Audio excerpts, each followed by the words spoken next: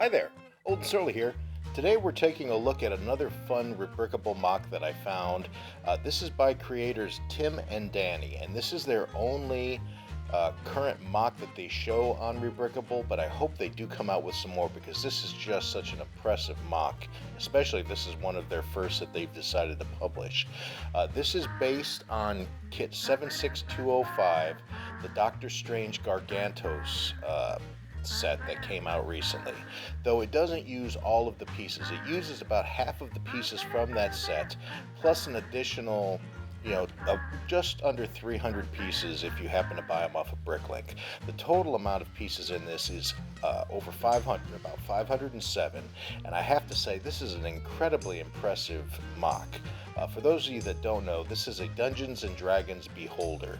So if you're an older kid like me that grew up in the 70s and 80s, grew up with Dungeons and Dragons, and now it's made a resurgence, I think this is just such an awesome design that they've come up with, and it really captures all of the aspects of what we always envisioned and saw in artwork for the beholder.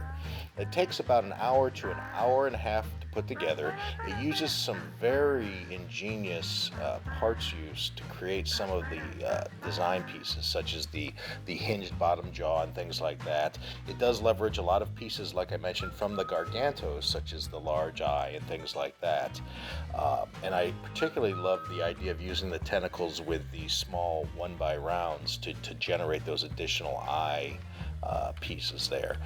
It does not have a lot of movability. This is definitely a display piece. For example, the mouth does not move or anything like that. The eyelids are stationary. But it is just such an impressive piece, especially for a Dungeons and Dragons enthusiast, or just somebody that likes that creepy horror effect that you get when you look at this thing. You can't go wrong. Overall, the build was very, very nice and simple. Just follow his instructions, which are paid instructions. It costs about just over $5 American to pick up the instructions, but they're well worth it. It has a very sturdy base, uses a Technic piece hinge there to actually mount it on there, and it does a great job. Very sturdy. You don't have to worry about this thing falling over on its own. Again, I just love the layered look of it, so you don't have some big round ball staring at you, and you have a lot of faceted design that really make this just stand out. The only thing I did change was it used a Technic Bionicle kind of arm hinge to cover up the top there, though you could see a lot of this gray hinge piece that is used to hold the top eyelid. So instead I used a couple of the extra pieces from the Gargantos build to kind of manufacture my own little centerpiece there. But even if you followed his instructions and just used that standard arm that he recommends, it still looks great. It's still a nice looking piece.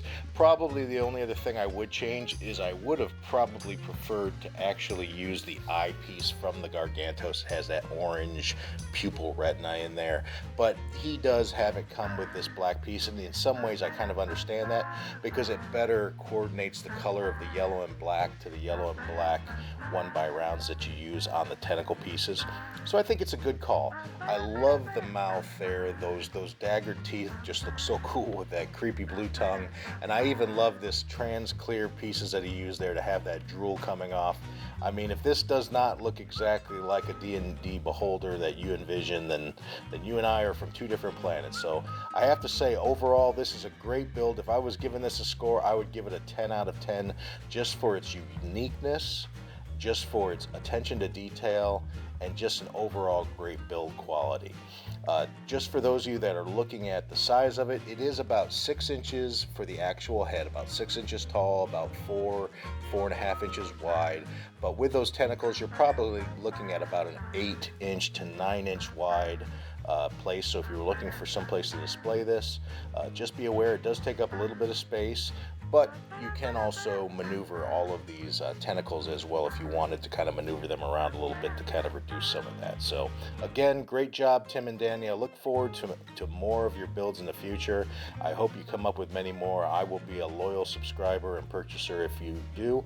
If there's any questions or you'd like to see the time-lapse build, I did post it on the YouTube channel. Or if you have any general questions, please feel free to reach out. I'm always here to provide additional pictures and info.